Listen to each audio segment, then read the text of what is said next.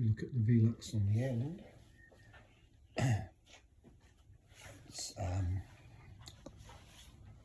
self-regulating with rain, etc.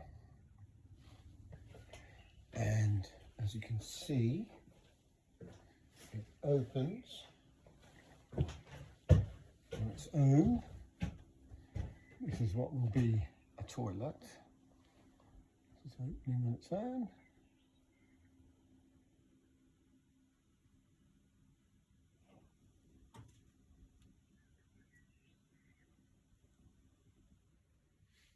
And then via this switch,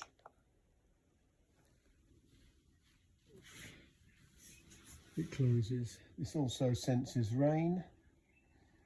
There's a rain sensor on the outside, which is fitted, and this will fully close and fully lock. And if you want it vented, then you just press once on the remote control, and it just opens very slightly on the handle, not the window, just to allow ventilation.